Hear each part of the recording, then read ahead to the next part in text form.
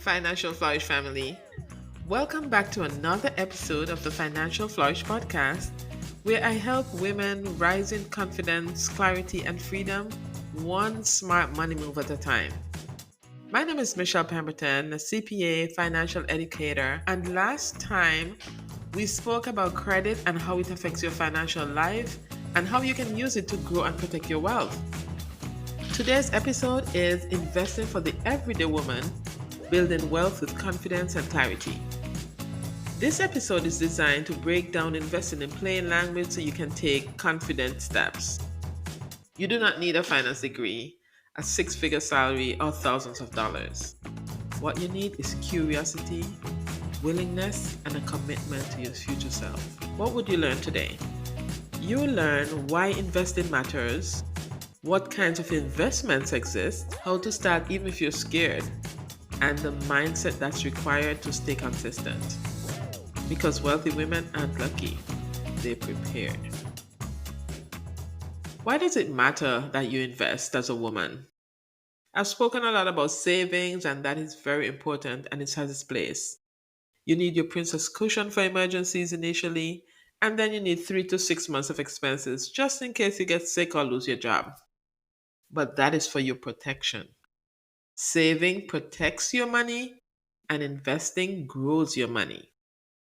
Now, there's something called inflation, and that is the increase in the general price level of goods and services in an economy.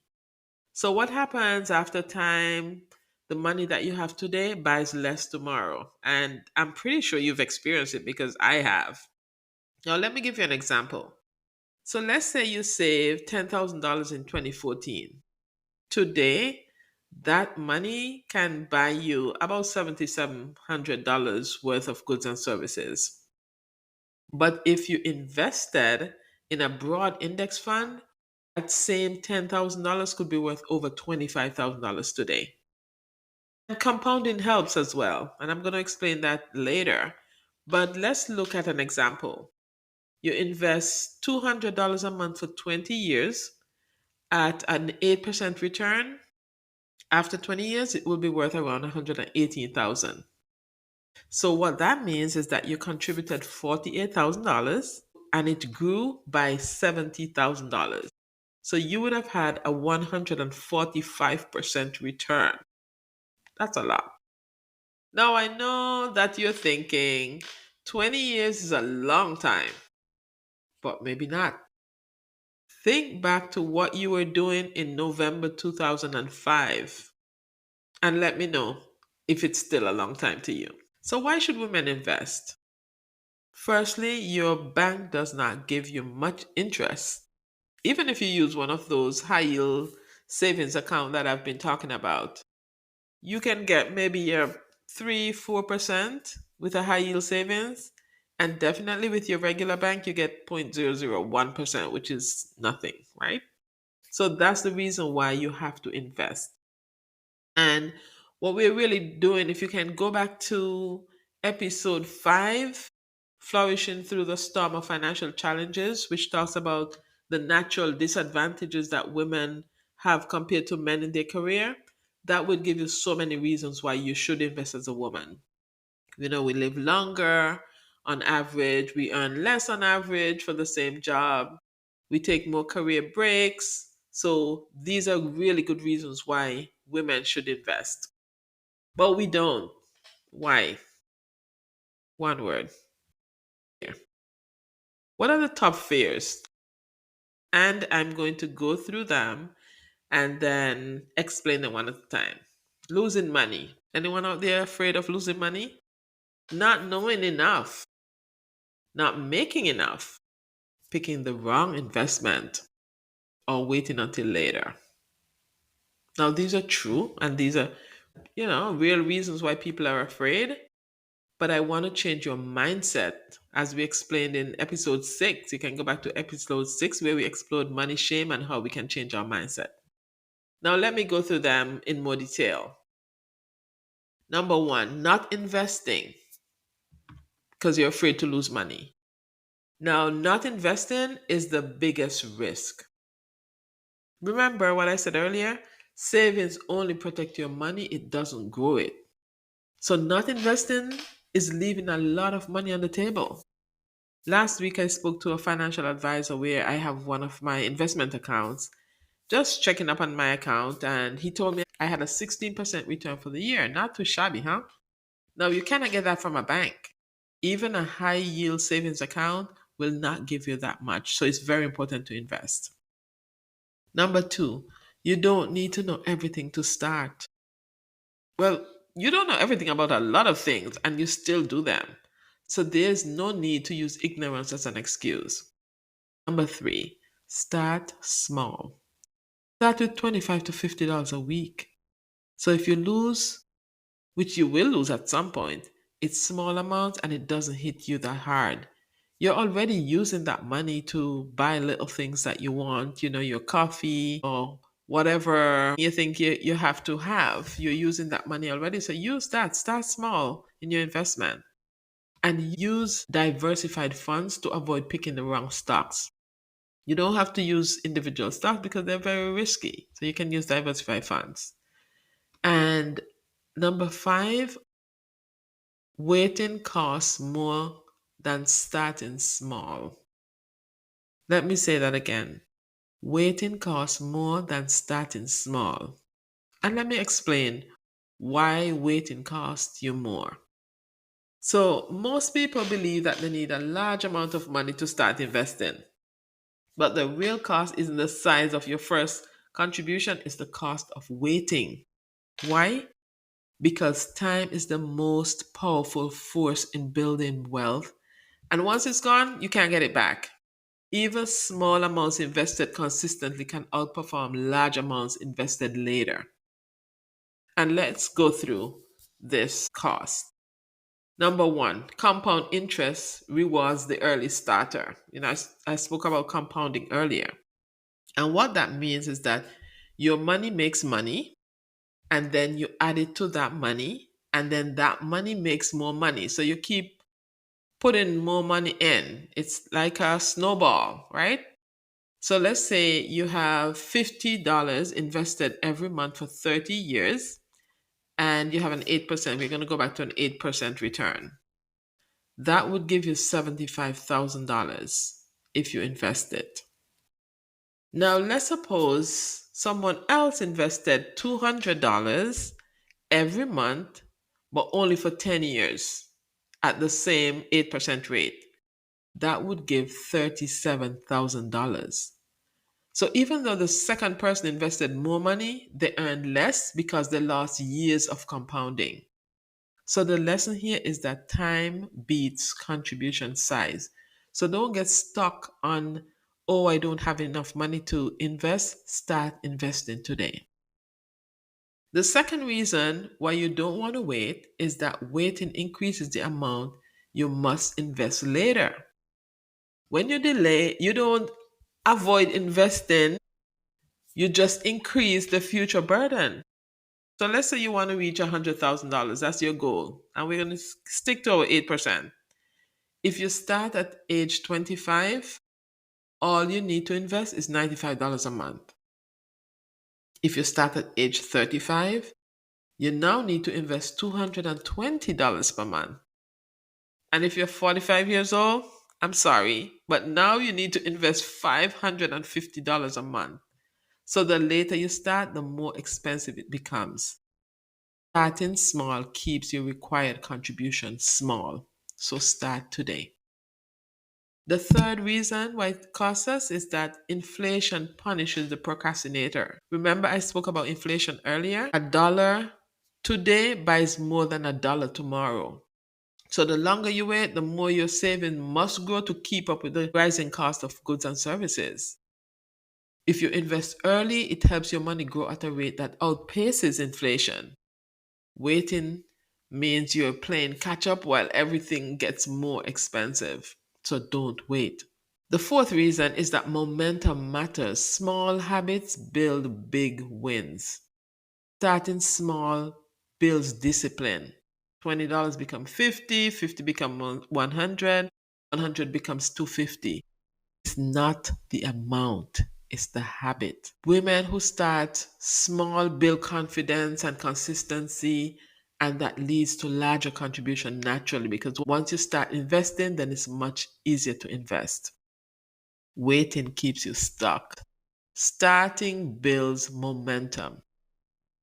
The fifth reason is that fear decreases when you get in the game. So when you wait, money stays emotional. You start saying, I don't have enough. I'll invest when I make more. The market is too high. You start getting emotional. But if you start now, then your experience reduces your fear. You're in the game already, so it's easier to continue building your confidence and replace that anxiety that you have about investing. And then the other reason is that starting small keeps you in during the best market days. Now, a lot of times you hear, oh, the market was up, the market was down, and you hear about this all the time. But most long term gains come from a handful of markets' best days. So the market is not good all the time, it's not best all the time. If you're not invested, even with a little, you miss the best market days. Missing just the 10 best days over 20 years can cut your return in half. Wow. Being in the market early, even with small amounts, keeps you from missing wealth building moments you can't get back. And the last reason I'm going to give to show you how waiting costs you is that starting small keeps you flexible. Waiting pushes women toward risky decisions later. Now you're trying to time the market. We said earlier you don't know a lot, but now you're trying to time the market. You want to invest very aggressively because you feel like, you need to get that money, that you need to get back that time.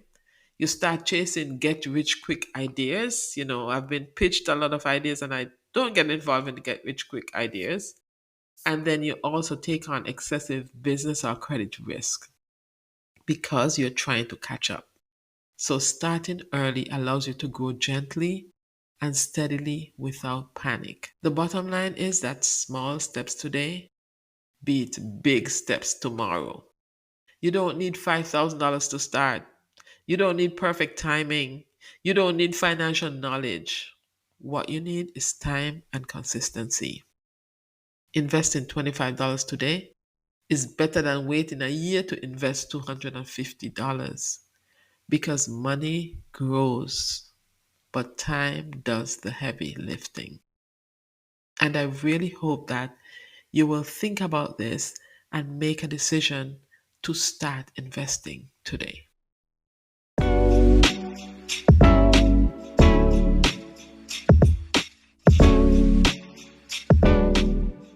So, yes, I say you should start investing, and you're like, oh, well, I don't understand. So, let me explain basic investment.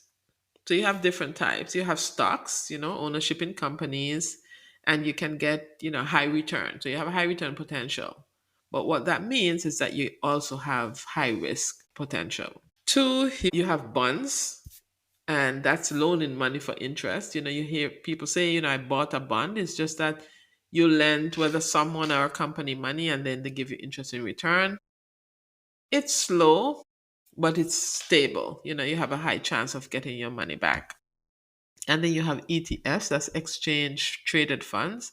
And this is a basket of stocks, and this is good for beginners. It's very similar to mutual funds, which is another one, but the mutual funds have higher fees.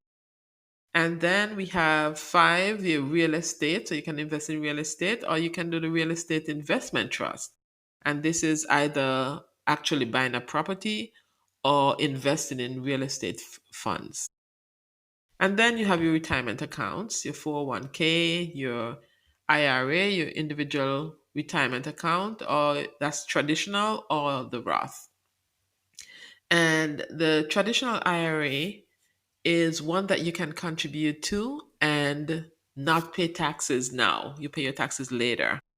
And then there's a Roth IRA where you invest with after tax dollars and you don't pay any taxes, so it goes tax free, which is pretty good. So let's look at an example. Let's suppose you decide to invest in a Roth IRA and you invest $6,000 a year from age 30 to 65. At age 65, you have the potential of having $1 million and tax free. Yay! So these are some examples of some of the ways that you can invest. So how do we start to invest? Now, first, you need to set your goal. So you need to decide how much you want to invest, what your goal is, what number you want to reach to. That's step one. Step two, build your princess cushion, build that emergency fund. So make sure that you have your emergency fund before you start investing. Number three, choose your platform.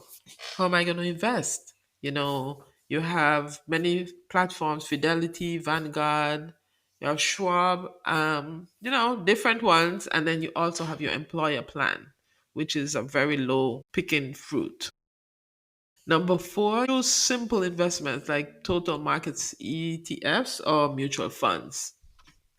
And number five, you automate your contributions. It makes it easier, makes it consistent, as we spoke about earlier. And number six, commit to the long term plan. It's not a get rich quick and let's get this done right away. So, those are the steps that you should follow if you want to start investing. When you start investing, which you should actually look at it and start today. So, in addition to all those steps, you also need an investor mindset. And we speak about mindset a lot on this podcast because it's very important. So, when you hear someone talk about investing, most people say, okay, how do I pick a stock? How do I open an account? How do I get the highest return? But the truth is, before the strategy comes the mindset. Because investing is emotional before it becomes financial. Most people don't fail in investing because they pick the wrong stock. They fail because they approach investing with the wrong mindset. So let's break down the three core mindset pillars you absolutely must build to become a successful investor. You need patience, discipline, and belief. Number one, patience. You need patience because markets rise and fall. Patience is the foundation of long term wealth. The stock market is not a straight line. It rises, it dips, it surges, it corrects. And sometimes it feels like it's testing your nerves on purpose. But the truth is, volatility is normal. Down seasons are normal, corrections are normal, they're all part of the journey. The people who build wealth are the ones who escape volatility. They're the ones who understand it and stay invested through it. Patience means you don't panic when the market dips 10%. You don't cash out every time a headline sounds scary. You let time do more of the work than your emotions. Wealth rewards the patient investor, the one who understands that investing is a marathon, not a sprint. When you stay invested, you give compounding the time it needs to flourish. Patience says, I'm in this for the long game. Number two, discipline. You invest even when it's uncomfortable. Discipline is what keeps you consistent when your emotions want to quit. Anyone can invest when the market is up and social media is, just screaming of how high stocks are. But the investor who grows wealth over time, is the one who invests on a Wednesday when the bill is due, when the market looks uncertain, when fear is louder than the motivation, and when it feels uncomfortable. Discipline is putting money into your investment even when it doesn't feel glamorous or exciting. It means automating your contributions, sticking to your plan, and understanding that every small deposit is a seed. The uncomfortable moments are where growth happens because discipline says, I show up for my future even when it doesn't feel easy. So, ladies, make sure that you're disciplined and you're being consistent. The third mindset that you have to have, the third reason is belief. Wealth Identity matters. Belief is the mindset shift that transforms your action. Many people think investing is just math or strategy, but identity plays a big role. You can't consistently take wealth building actions if you don't see yourself as someone who deserves wealth. Belief looks like believing that you can be an investor, believing that you can build wealth even if you didn't grow up with it, believing that investing isn't just for rich people, it's for you, believing that your future self is worth the sacrifices you make today. Your identity shapes your decisions. If you see yourself as someone who will never get ahead, you'll make decisions that keep you ahead. And we've spoken about this in past episodes. If you see yourself as a wealth builder, you'll move like one. Belief is the fuel that keeps the engine going when doubt tries to slow you down. Because belief says, I'm capable, I'm worthy, and I am building wealth on purpose. So, ladies, successful investing is not about having the highest income or the biggest brain. It's about having the right mindset. Patience helps you weather the storms, discipline keeps you consistent, and belief keeps you empowered. When these three work together, you become unstoppable. You stop reacting to the market and you start moving with intention. You stop doubting yourself and you start trusting the process.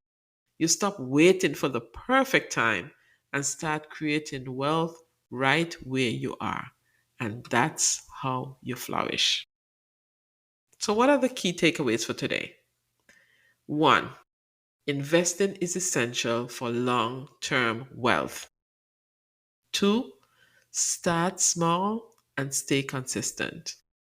Three, choose diversified funds. Four, automate contributions. And five, long-term thinking is key. As I bring this episode to a close, I want you to take this with you. Investing is not about perfection. It's about progression. It's about choosing to build a future that reflects your goals, your values, and your growth. One small, consistent step at a time. It's about financial freedom. You don't need to know everything to begin. You don't need a huge amount of money. You don't need the perfect market moment. What do need is to believe in your ability to build wealth, patience to let your investment grow, and discipline to keep going even when the journey feels uncomfortable. Every dollar you invest is a declaration. My future matters, my goals matter, and I'm building something real. So, whether you're starting with $20 or $2,000, whether you've been investing for years or you're just getting your feet wet, keep going. Trust the process, trust yourself, and remember that wealth is built in the quiet, consistent actions you take long before anyone sees the results. So, ladies, thank you so much for spending this time with me today.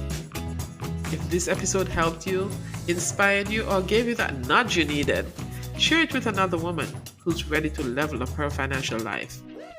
And make sure you're following the Financial Flourish Podcast so that you can never miss an episode designed to help you flourish in finance and rise in freedom. Follow us on Instagram, Financial Flourish. And guess what? We are now on Apple Podcasts, finally. On Instagram @_Financial Flourish. And we added WhatsApp channel as well. So check us out there also, a Financial Flourish. We're making it easier for you to access the podcast. So give me some feedback so that I know that you're listening, and give me ideas for topics to speak on. Until next time, keep learning, keep growing, and keep investing in the woman you're becoming. Your future self is already thanking you. And take one more step toward your financial goal, and don't forget to flourish.